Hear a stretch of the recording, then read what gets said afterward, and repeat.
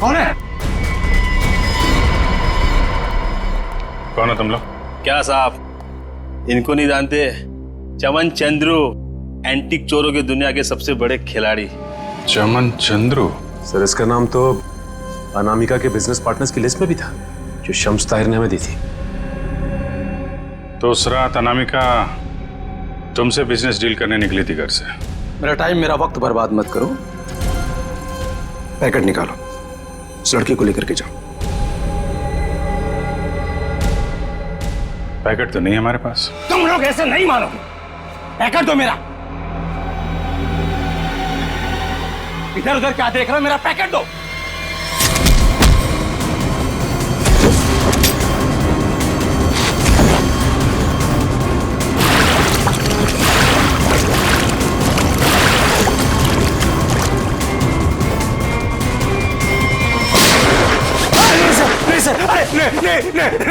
नहीं सर, मैं आप लोगों को सब बताता हूँ, सब बताता हूँ आप लोगों को। सर मैंने अनामिका को नहीं मारा है। अनामिका मुझे पन्ना देने वाली थी। सर मैंने एडवांस में उसको 10 करोड़ रुपए दिए थे सर। मैं भला उसे क्यों मारूंगा? मेरा तो सर 10 करोड़ रुपए भी डूब गए। तो तुमने उसे उस थिएटर में नहीं बुलाया था प्ले देखने? सर मैं भला क्यों अपना अचानक प्लान चेंज करूंगा? पता नहीं वो अचानक कैसे रंगमंच पर आगे अपनी मौत को दावत देने के लिए। सर मैं तो बर्बाद हो गया। लूट गया सर, मेरे 10 करोड़ चले गए। दया, लगता है कोई तो है जो इस चमन से एमरल्ड हड़पना चाहता है।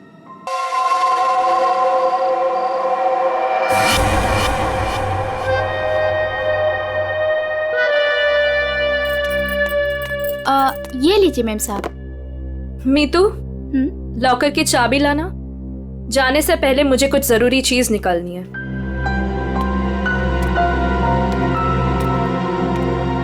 मॉम, मम्मा, पापा से कहो ना कि मुझे मूवी जाने की परमिशन दे दे।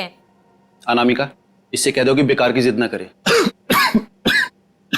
अभी इसकी उम्र नहीं हुई कि अकेले जाकर पिक्चर देखे। पापा, मैं 18 कंप्लीट कर चुकी हूँ और मुझे पता है कि क्या अच्छा है क्या बुरा है। ठीक ही तो कह रही है मेरी बेटी। नीलेश, मेरी बेटी की जिंदगी में दखल अंदाजी मत करो। दवाई खाओ और अंदर जाके सो जाओ। थैंक यू मम्मा। माना कि इस घर में पैसा कमाकर तुम लाती हो, लेकिन कविता की परवरिश में मेरा भी बराबर का अधिकार है। ये लीजिए चाबी। मॉम, मुझे लेट हो रहा है, मैं जाऊं?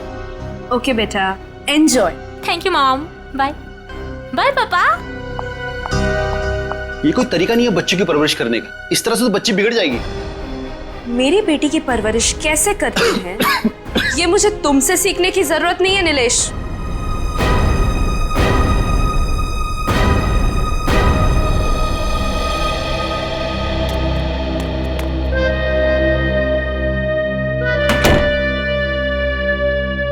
साहब तो अपने कमरे में चले गए, पर मैं चुप बैठने वालों में से नहीं हूँ।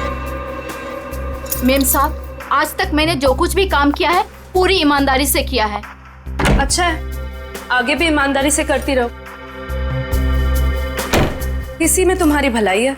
मैं आखिरी बार पूछ रही हूँ, आपका जवाब हाँ है या नहीं?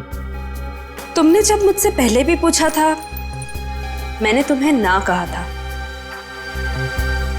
अब बार बार पूछ के तुम मेरा वक्त क्यों बर्बाद कर रही हो? अगर आपका फैसला ना है तो इसके आगे मैं जो कुछ भी करूंगी उसके जिम्मेदार सिर्फ आप रहोगे। मीतू, बचपन से लेके आज तक मैंने जो भी किया है उन सब की जिम्मेदारी मैंने खुद ली है।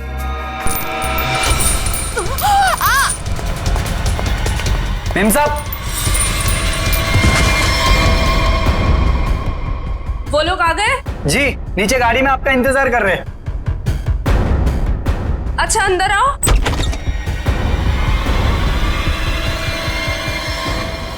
ये क्या हो गया मेम साहब? कविता फिल्म देखने गई है और नीलेश अपने कमरे में आराम कर रहे हैं। मेरे वापस आने से पहले इस लाश को ठिकाने लगा देना, समझ गए ना? जी मैम साहब।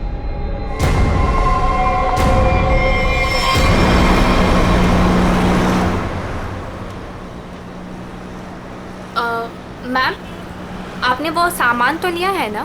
पिया, मैंने कितनी बार कहा है कि मुझसे ऐसे बेकार के सवाल मत किया करो।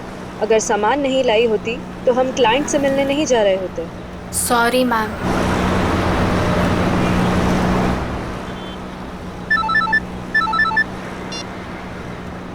हेलो, क्या? पर क्यों? ओके ओके, ठीक है ठीक है। क्या हुआ? मैम, वो क्लाइंट के पीए का फोन था। कह रहा था कि प्लान में थोड़ा बदलाव है। कैसा बदलाव? अब हम पार्टी में नहीं जा रहे। 5 बजे सिग्नल के पास हमें एक आदमी मिलेगा और अब वही बताएगा कि वहाँ से हमें जाना कहाँ है। और साथ में उसने ये भी बोला है कि गाड़ी के अंदर की लाइट्स को ऑन रखना ताकि वो हमें आसानी से पहचान सके। बहुत अजीब बात है यार, आखिरी मिनट पे ऐसा बदलाव क्यों? कहीं ये बदलाव क्लाइंट की कोई साजिश तो नहीं? मैम, 5 बजे सिग्नल तो आ गया है।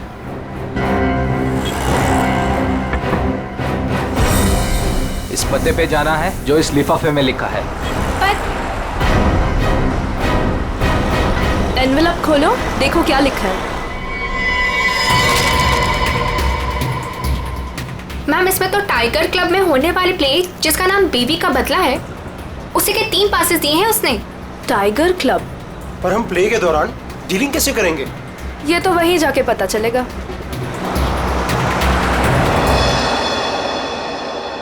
Good evening and welcome ladies and gentleman. आप सभी के सब्र का और इम्तिहान ना लेते हुए मैं अनाउंस करना चाहूंगा हमारे प्ले की शुरुआत। तो एक बार जोरदार तालियां हो जाएं हमारे इस प्ले के लिए जिसका नाम है बीवी का बदला।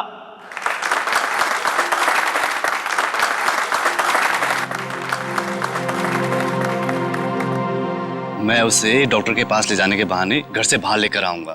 तुम्हें मौका मिलते ही मालूम है ना क्या करना है। अरे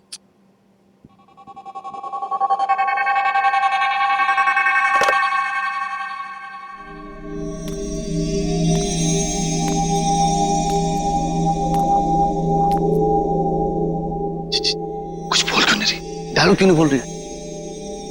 इसका डायलॉग था ना। दीना, ओ दीना, डायलॉग बोल।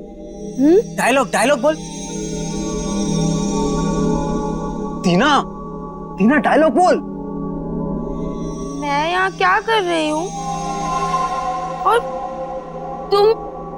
तुम यहाँ अकेले क्यों खड़े हो? क्या कर रही हो तुम? तुम्हें मुझ पर चिल्लाना है? ड्रॉर से गन निकालो और मुझे धमकी दो क्योंकि मैंने तुम पर हाथ उठाया। तुमने मुझ पर हाथ उठाया? हाँ? मुझे नहीं पता। अब मैं तुम्हें दिखाती हूँ। कहाँ है ड्रॉर?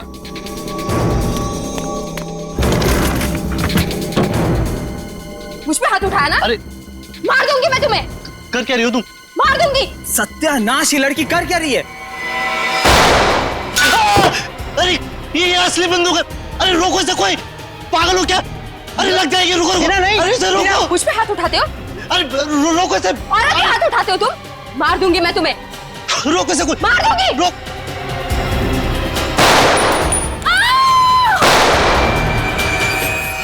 ए पकड़ो इसे।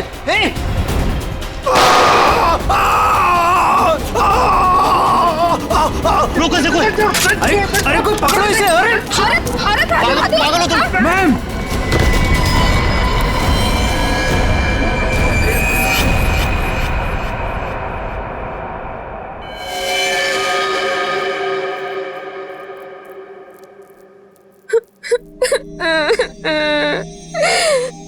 गोली चल गई लेकिन मैंने किसी को नहीं मारा। मुझे नहीं पता ये सब कैसे हो गया।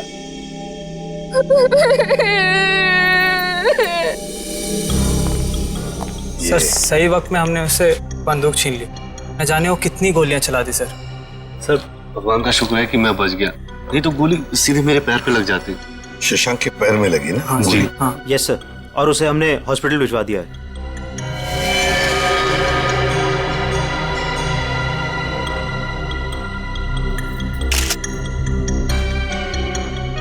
कमाल का निशान है।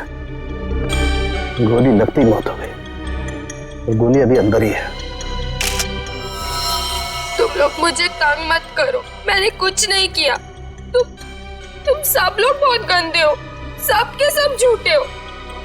मैं कह रही हूँ ना कि मैंने किसी को नहीं मारा, मैंने गोली नहीं चलाई। मैं तो सिर्फ मीर की पत्नी बनी थी ना और प्ले कर रही थी। मैंने किसी को नहीं मारा। पता नहीं असली गोली कैसे चली। मुझे कुछ नहीं पता, कुछ नहीं पता मुझे।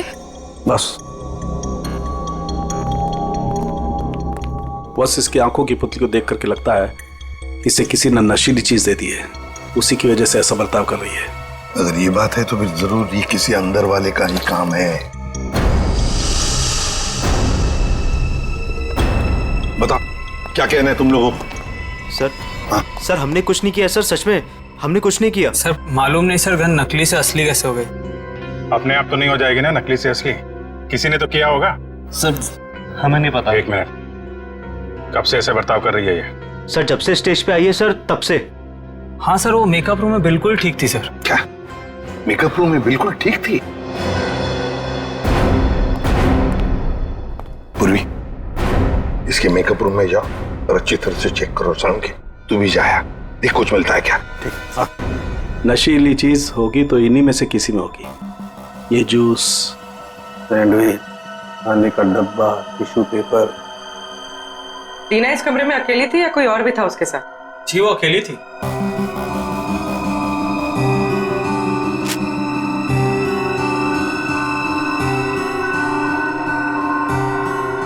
पूर्वी, वो ड्रॉपर और वो पेपर जो रखा है उसकी स्ट्रिप दो। सर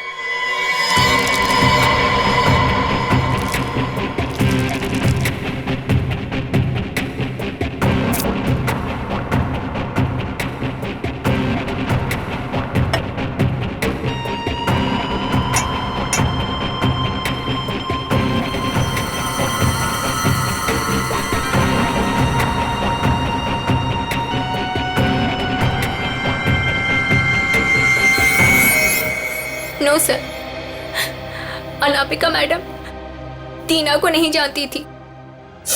और ये बाकी के लोग उनको जानती थी? हाँ सर, इन सबको वो बहुत अच्छे से जानती थी। आखिर इस क्लब की वो वाइस प्रेसिडेंट जो थी। बॉस, सोर्स का पता चल गया है। नशा मौसमी के जूस में दिया गया था। क्यों? किसने दिया था ये जूस दीना को? सर दीना हमेशा अपना जूस और टिफिन घर से लेकर आती थी, इसलिए वो बाहर का कुछ भी नहीं खाती थी। मतलब किसी ने चुपके से इसके जूस में नशा मिला दिया और वो गन भी बदल दी। सर ये जरूर किसी बाहर के आदमी का हाथ है, क्योंकि सर अंदर का आदमी ऐसा नहीं कर सकता। बाहर का आदमी इतनी आसानी से मेकअप रूम तक नहीं पहुंच सकता। सिक्योरिटी वाले खड़े हैं, सीसीटीवी कैमरा लगा हुआ है। अभिजीत, ये काम किसी अंदर वाले का ही है। ये नहीं हो सकता सर, ये नहीं हो सकता। अनामिका, तू मुझे छोड़ के नहीं जा सकती। अनामिका, तू मुझे छोड़ के नहीं जा सकती। अब प्लीज संभालिए अपने आप को। शांत हो जाइए, शांत हो जाइए इंग्लिश जी। किसने मारा होगा उससे सर? तहकीकात जारी है, बहुत जल्द खूनी पकड़ा जाएगा। देखिए, वक्त नहीं है आपसे कुछ सवाल करने का, लेकिन क्या करें, मजबूर हैं। आपकी मदद चाहिए हमें। क्या आप बता सकते हैं कौन कौन कर सकता है? मेरा मतलब है, क्या आपको किसी पर शक है? मुझे तो ये भी नहीं मालूम सर कि वो कोई प्ले देखने जा रही है सर। उसने तो कहा था कि पिया और शशांक के साथ किसी पार्टी में जा रही है सर। देखिए, शशांक पर हमला हुआ, वो हॉस्पिटल में है और पिया सदमे में। सदमे? दिलीप जी, एक बात बताइए, जब अनामिका घर से निकली थी तभी क्या आपको कुछ परेशान सी लगी, कुछ टेंशन में थी? उनके बर्ताव में कुछ अजीब सा लगा आपको? हाँ सर वो रोज की तरह बर्ताव कर रही थी। रोज की तरह। अच्छा, एक मिनट सर, मुझे एक इंसान पे शक है सर। कौन? हमारी नौकरानी मीतू। मीतू? अनामिका ने उसे कई बार नौकरी से निकालने की कोशिश की सर, लेकिन किसी न किसी कारण से वो उसे निकाल नहीं सकी। बुलाओ इस मीतू को। कहाँ है वो? सर वो तो नहीं है, मेम साहब गई तो बाहर चली गई वो। क्या? अनामिका के जाने के बाद वो चली गई? तो आप लोगों ने किसी ने पूछा नहीं उसे? सर मुझे तो कुछ भी मालूम नहीं है, अभी रुपेश से पता चला। रुपेश? क्या मैं अपनी बेटी को खबर कर सकता हूँ सर? वो अपने दोस्तों के साथ फिल्म देखने गई है। फोन पर मत बताइए उसे, बच्ची है, घबरा जाएगी। उसे घर पर बुला लो, फिर शांति से बता दो।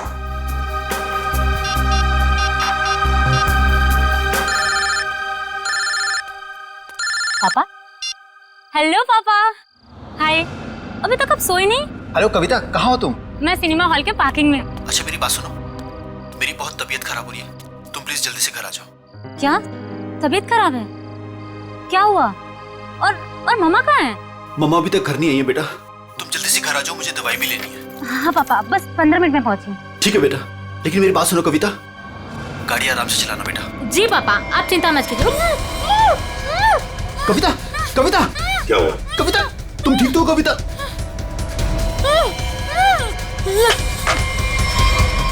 कविता कहाँ गई है कविता? कौन से थिएटर में गई है? अंकुर सिनेमा सर। पूर्वी, तुम और पंकज जाओ, अंकुर सिनेमा चले जाओ जल्दी। ये कविता के पास गाड़ी कौन सी है? MP SV लाल कलर की गाड़ी थी और गाड़ी नंबर था UIT 654। जाओ जल्दी जाओ। कविता, पहले माँ और अब उसकी बेटी, कहीं सबके पीछे कोई इनका करीबी तो नहीं?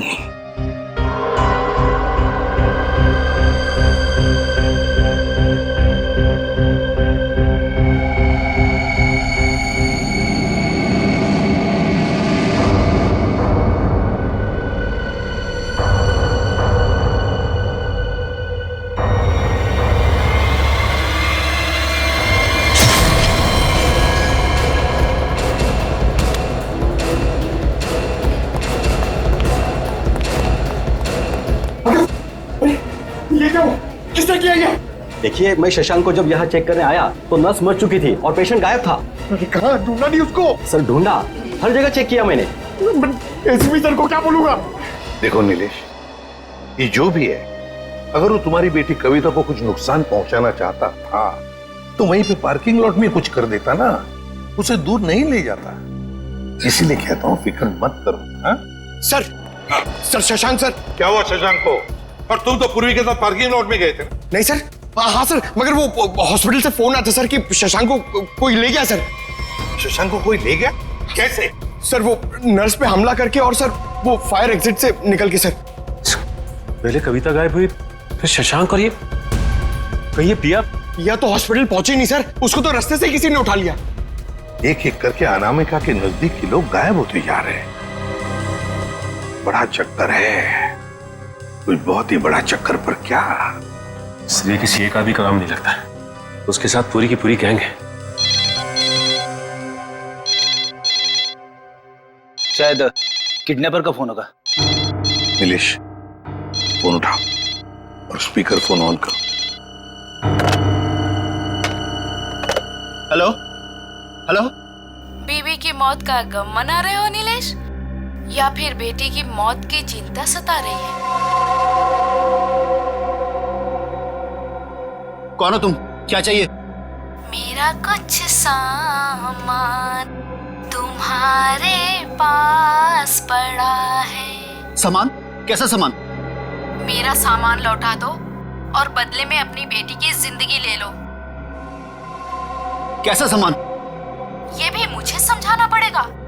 अरे हाँ, सामान से याद आया, तुम्हारी बेटी का कुछ सामान भेजा है, दरवाजे के बाहर है।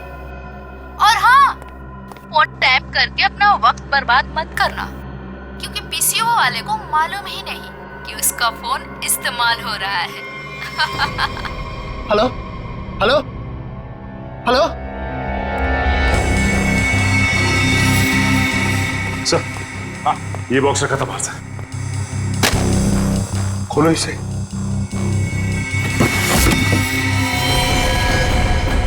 ये इसका आप तो कविता का सर। हे भगवान, क्या होगा मेरी बेटी के साथ? खून खून, ना जाने मेरी बेटी के साथ क्या होगा सर। घबरा मत, कुछ नहीं हुआ है तुम्हारी कविता को। उसकी जान का सौदा करने के लिए तो उसने ये भेजा है। घबरा मत, पकड़ो जरा। मैग्नीफाइंग ग्लास देना तो।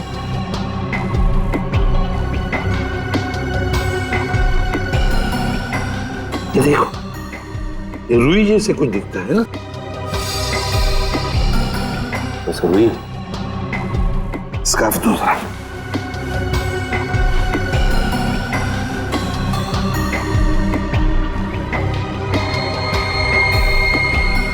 ये देखो, इस पर भी कॉटन के सिरे हैं, मगर अलग अलग हैं। खून सूखा हुआ है ना, इसलिए फंसे नहीं है उसमें। ये देखो, एक मिनट, ये क्या है?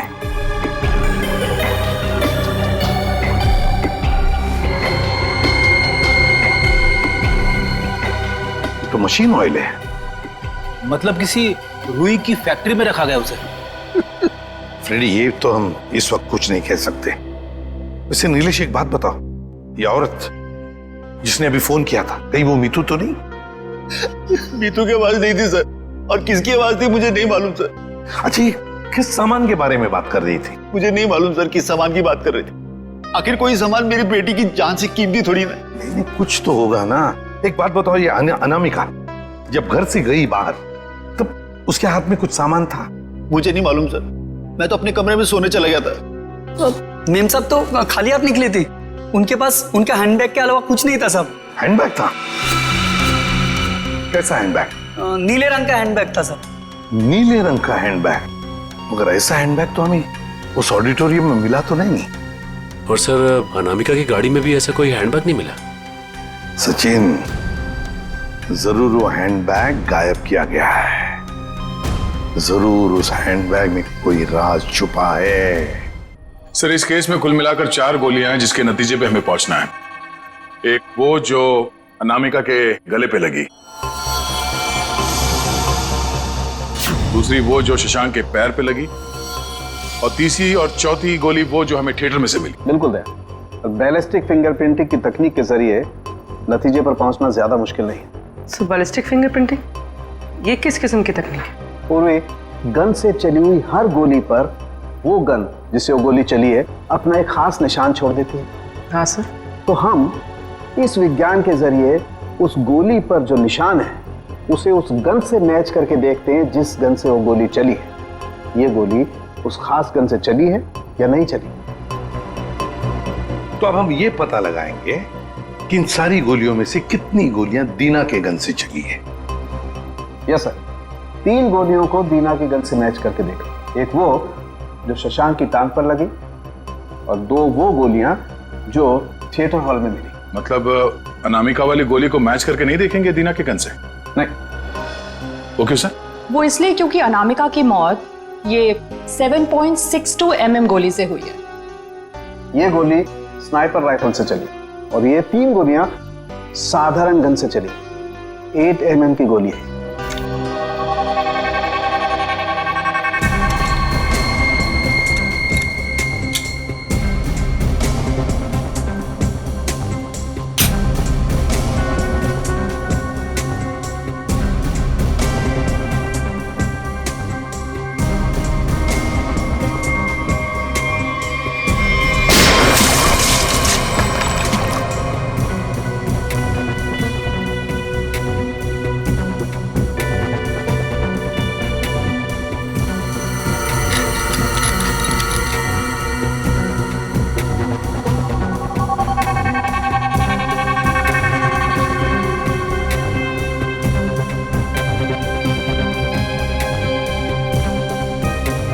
पता चल जाएगा कि दीना की गन से गोलियां चली हैं या नहीं। तो मतलब सर अभी हो जाएगा दूध का दूध और पानी का पानी।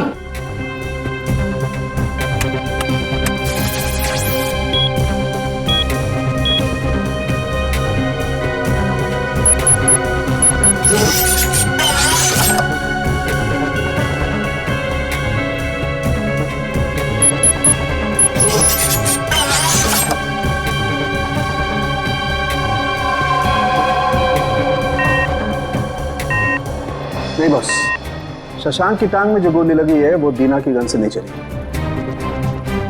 थिएटर हॉल में आपको जो 2 गोलियां मिली है वो दीना की गन से चली। मतलब दया, ऑडिटोरियम में 3 गन्स थी, जिसमें से एक स्नाइपर राइफल जिसकी गोली से अनामिका की मौत हो गई। फिर दीना की गन में से 2 गोलियां चली और तीसरी गन से जिसमें से वो चौथी गोली चली वो सीधी शशांक के पैर में घुसी। बॉस, शशांक को जो गोली लगी है वो काफी नजदीक से चलाई गई। सर ये कैसे पता चला? पूर्वी जिस तरह से ये पता चला कि अनामिका को जो गोली लगी है वो काफी दूर से और ऊंचाई से लगी। और सर ये अनामिका की बात आपको कैसे पता चली? मैं बताता हूँ कैसे पता चली।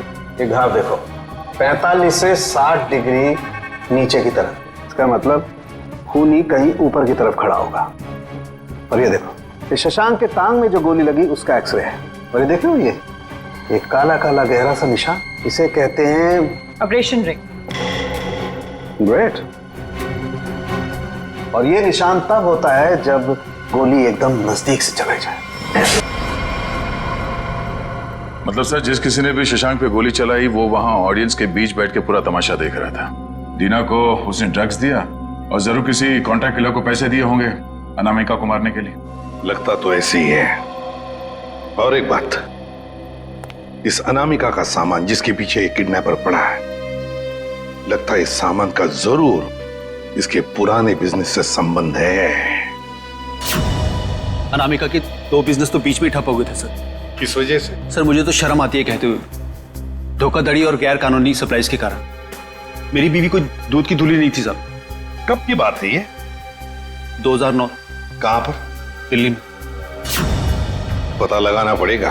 पूर्वी काम करो, इस अनामिका के पुराने बिजनेस के बारे में पूरे के पूरे डिटेल्स निकालो। और फ्रेडी, इस मितू, पिया और कविता, इन तीनों के फोन ट्रेस करो, देखो कहां पर है।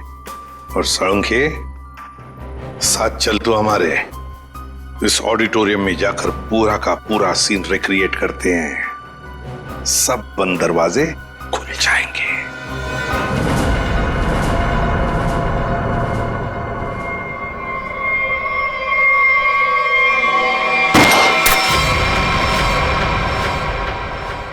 नहीं बॉस, इस एंगल से तो शशांक के पैर पर गोली नहीं लग सकती। अनामिका के गले में जो लगी है वो? बस इस स्टेज की हाइट है लगभग 4 फीट। और अगर दीना ने यहां से गोली चलाई तो ये 4 फीट, 4 और 4 8 फीट। लेकिन अनामिका के गले पर जो गोली लगी है उसका एंगल हमें बताता है कि गोली लगी होगी कम से कम 15 से 20 फीट की ऊंचाई पर। तो शायद वहां से।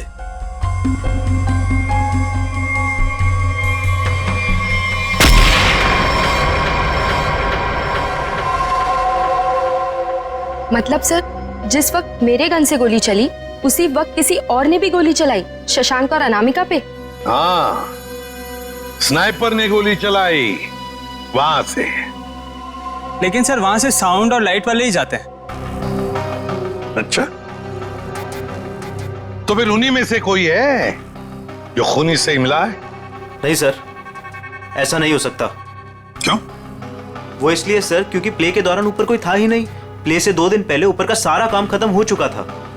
तो कोई तो है जो चोरी छुपे घुसा है वहां पर, समझे? बुलाओ वॉचमैन को। हाँ सर, अभी बुलाता हूं। सर एक बात समझ में नहीं आ रही है। अगर शशांक अकेला बैठ के प्ले देख रहा था तो फिर उसके पैर पे इतने नजदीक से गोली किसने चलाई?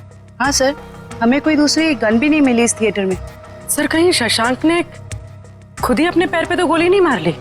जरा धीरज रखो तुम लोग, धीरज रखो, सब पता चल जाएगा। सर ये है मुन्ना, हमारा वॉचमैन। हाँ मुन्ना, बात बताओ, नाटक के दौरान या फिर ठीक उससे पहले यहाँ पर स्टेज पर कोई आया था, ऊपर चढ़ा था? साहब लाइट और साउंड का काम तो पहले ही खत्म हो जाता है प्ले से पहले। मगर मगर मगर क्या? मीर साहब दिन में आए थे। मीर? नहीं सर। मैंने उनसे पूछा आप एक्टर हैं, आप ऊपर जाके क्या करेंगे, तो उल्टा मुझे डांटने लगे।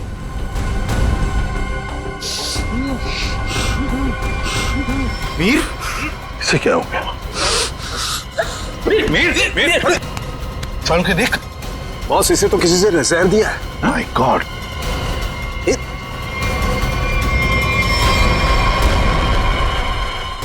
मीर?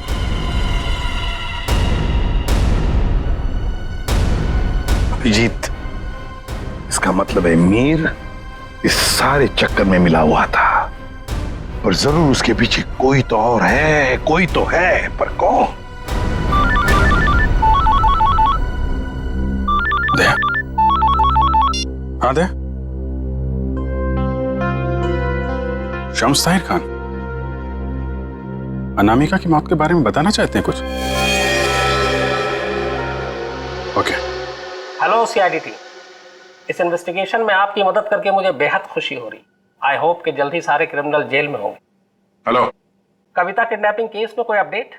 कोशिश जारी है। क्या इसके तार भी कहीं अनामिका के रहस्यमय तरीके से तो नहीं जुड़े? इसलिए आपसे कुछ जानकारी चाहिए थी अनामिका कुमार के बारे में। मिसेस अनामिका कुमार, बैकग्राउंड का ज्यादा तो पता नहीं, पर माँ बाप की 1999 में मौत हो गई। 2003 में वो अपनी 3 फर्जी कंपनियों की वजह से सुर्खियों में आई, लेकिन उसके खिलाफ कुछ भी साबित नहीं हुआ। हमारे इन्वेस्टिगेशन में ये सामने आया कि वो नए नए बिजनेस खोलती रहती है और उसके खिलाफ इन्वेस्टिगेशन होने से पहले उन्हें बंद भी कर देती। सर लगता है इसने अपना सारा दिमाग 420 के बिजनेस में लगा रखा था। पर हैरानी की बात यह है कि ये पहले कभी पकड़ी कैसे नहीं गई? अच्छा, आपको कोई खास बात पता चली है अपने इन्वेस्टिगेशन के दौरान? हाँ, लेकिन 2 चीजें सामने आई। वो ऑफिस खरीदती है, उनको रेनोवेट करवाती है, और 2006 और 2009 में उसके ऑफिस के सर्च के बाद ये सामने आया कि वहां पर सीक्रेट कंपार्टमेंट है, लेकिन उनकी जांच के बाद कोई सुराग नहीं मिला। जरूर कोई ऐसा काम जो दुनिया की नजर से दूर पर्दे के पीछे चल रहा हो। फिर तो सर अनामिका के अभी वाले ऑफिस में इस तरह के कई खुफिया कमरे मिलेंगे। हो सकता है। मुझे उम्मीद है कि इससे मासूम कविता की जान बच जाएगी। वैसे मेरे पास बाकी जितनी भी फाइलें हैं मैं बहुत जल्द आपके पास भिजवाता हूँ। Please, thank you so much. You are welcome. आज तक की टीम को इस केस में आपकी मदद करके खुशी हुई। उम्मीद करते हैं कि आपके इस जानकारी से हम जल्द से जल्द कविता तक पहुंच जाए। All the best. Thank you so much.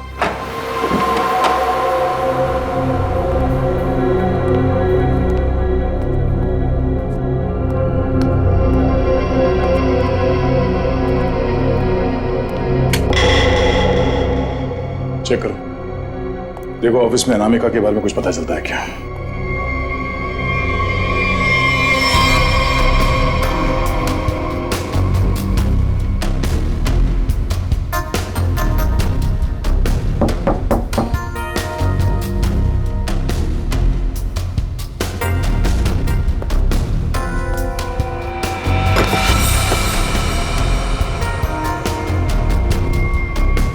ये क्या है? जरा हटाओ इसे।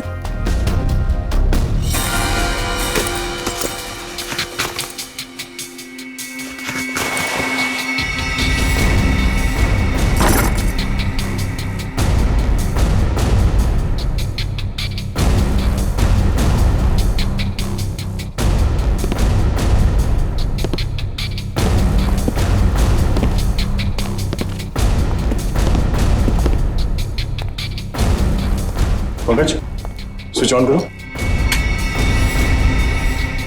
सर, इतने सारे बॉक्सेस? खोलो सबको।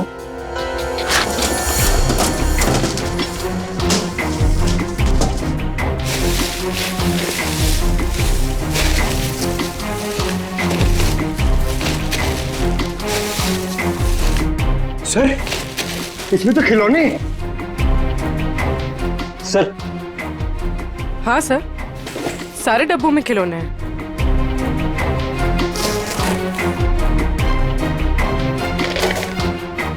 ये क्या चक्कर है? ये दोनों खिलौने एक जैसे हैं, पर ये हल्का है और ये भारी है।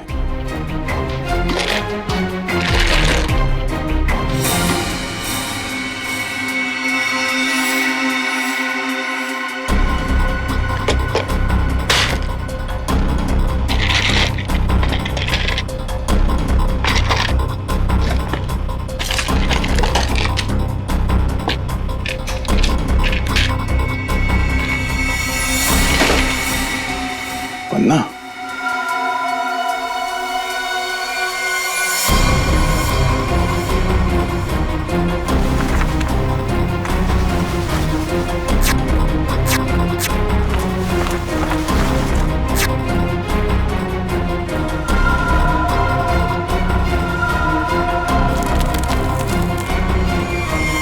तो ये देखिए, बाकी खिलौने में भी ऐसी कीमती पत्थर है। ओह, तो इन खिलौनों का असली खेल ये कीमती पत्थर है। अब समझ में आया। कविता का किडनैपर किस सामान की बात कर रहा था।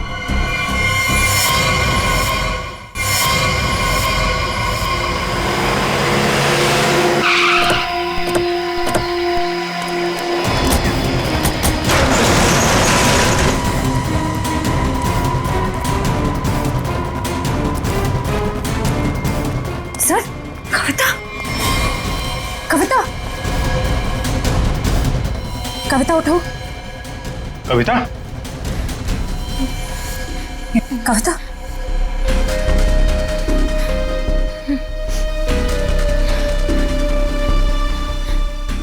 दीदी, ये लोग मुझसे कुछ सामान मांग रहे थे। मुझे बचा लीजिए मैम, मैं मरना नहीं चाहती मैम, मुझे बचा लीजिए। कुछ नहीं होगा, कुछ नहीं होगा। कविता, कविता, कौन है माँ? इसका ख्याल रखो। कौन है? कौन है तुम लोग? क्या साहब, इनको नहीं जानते? चमन चंद्रू, एंटीक चोरों की दुनिया के सबसे बड़े खिलाड़ी। चमन चंद्रू? सर, इसका नाम तो अनामिका के बिजनेस पार्टनर्स की लिस्ट में भी था, जो शम्स ताहिर ने हमें दी थी। तो उस रात अनामिका तुमसे बिजनेस डील करने निकली थी घर से। मेरा टाइम, मेरा वक्त बर्बाद मत करो। पैकेट निकालो, इस लड़के को लेकर के जाओ। पैकेट तो नहीं है हमारे पास। तुम लोग ऐसे नहीं मानोगे। पैकेट दो मेरा। इधर उधर क्या देख रहे हो? मेरा पैकेट दो।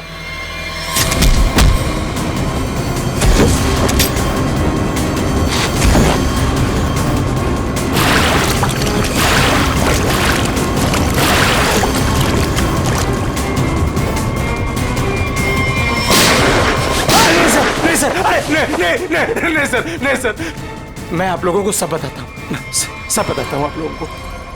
सर, मैंने अनामिका को नहीं मारा है। अनामिका मुझे पन्ना देने वाली थी। सर, मैंने एडवांस में उसको 10 करोड़ रुपए दिए थे सर। मैं भला उसे क्यों मारूंगा? मेरा तो सर 10 करोड़ रुपए भी डूब गए। तो तुमने उसे उस थिएटर में नहीं बुलाया था प्ले देखने? सर, मैं भला क्यों अपना अचानक प्लान चेंज करूंगा? पता नहीं वो अचानक कैसे रंगमंच पर आगे अपनी मौत को दावत देने के लिए। सर, मैं तो बर्बाद हो गया। लुट गया सर, मेरे 10 करोड़ चले गए। दया, लगता है कोई तो है जो इस चमन से एमरल्ड हड़पना चाहता है। सर, अनामिका के कोई करीबी हो सकता है जिसे इस डील के बारे में मालूमात थी। पिया, शशांक या मितू, नौकरानी मितू? सर, सिर्फ ये मितू के फोन की लोकेशन पता चल जाए। Hello, thank you. Sir, mobile company वालों का फोन था, उन्होंने हमें मितू के मोबाइल की लोकेशन भेज दी। अरे क्यों ना देखते हैं।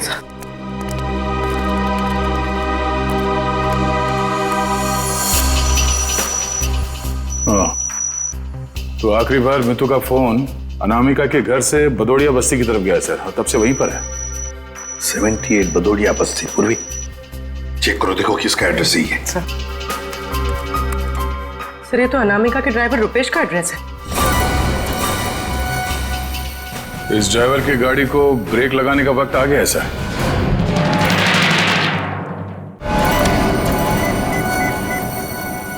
हाय, हेलो छोड़ो, ध्यान से मेरी बात सुनो। असली चीज मेरे पास है। इससे पहले सीआईडी मुझ तक पहुंच जाए, पैसे दो और सामान ले लो। डोंगरी ब्रिज पर आके मिलो ठीक 3 बजे।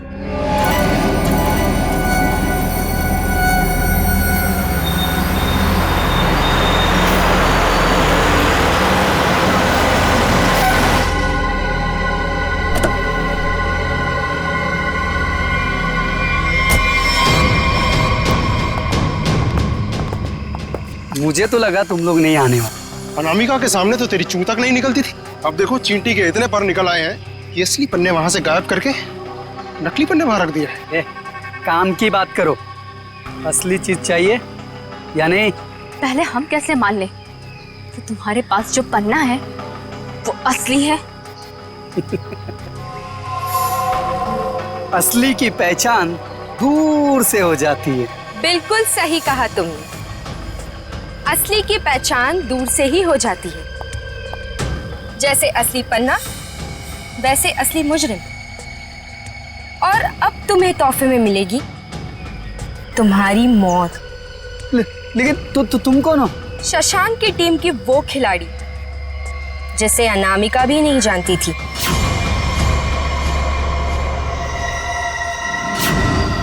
अब बता, क्या है तेरी आखिरी इच्छा?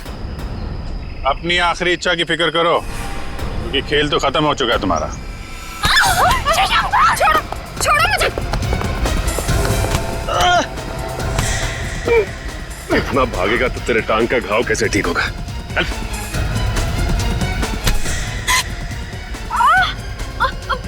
छोड़ो मुझे। कैसे छोड़ूं? अभी तो सिर्फ पर्दा उठा है, पूरा का पूरा नाटक देखना तो अभी बाकी है।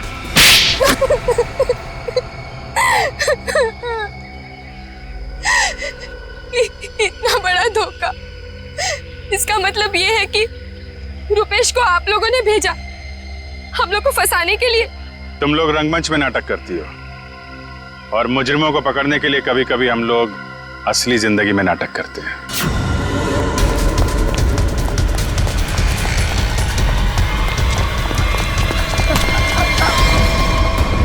कहाँ भाग रहा है? कहाँ भाग रहा है? मीतू कहाँ है? सब मीतू तो मर चुकी है। अनामिका मेम साहब ने उसे मार दिया था साहब, और मैंने तो बस उसकी लाश दफना दी थी। और लालच में आकर तुमने मीतू का फोन अपने पास रख लिया, क्यों? जी मेम साहब, इसके अलावा मैंने कुछ नहीं किया था। मुझे छोड़ दो। पहले ये बता, जो लोग इस जुर्म में शामिल है सबको जानता है? जी। उनको फोन कर, उनको बोल असली पन्ना तेरे पास है, और अनामिका के बैग में जो पन्ना है वो नकली है, समझा? इसका मतलब रुपेश के पास भी असली पन्ना नहीं था। हम लोग तो बेवजह बेवकूफ बनकर। लालच चीज ही ऐसी होती है, अच्छे खासे अकलमंदों के दिमाग पे पर्दा पड़ जाता है, फिर तुम लोग तो मुजरिम ठहरे। नहीं, मुजरिम मैं नहीं, ये दीना है। मेरी गर्लफ्रेंड को क्यों दोष देती हो? सारा का सारा प्लान इसी का था। तुम भी तो अपनी मर्जी से ही इस प्लान का हिस्सा बनी थी ना? हाँ सर, पूरा प्लान मेरा था, क्योंकि मैं अनामिका को नहीं देख सकती थी शशांक की मेहनत का मुनाफा लेते हुए। सारी मेहनत ये दोनों करते थे और सारा फायदा उस अनामिका को होता था। इसलिए अनामिका को मारने का प्लान तुमने बनाया है। हाँ सर, और मैंने खुद ही अपने जूस में एक नशीला केमिकल मिलाया और गोली चलाने का ढोंग किया, ताकि आप लोगों को मुझ पे शक ना हो सके। प्लान बहुत अच्छा था, लेकिन फेल हो गया।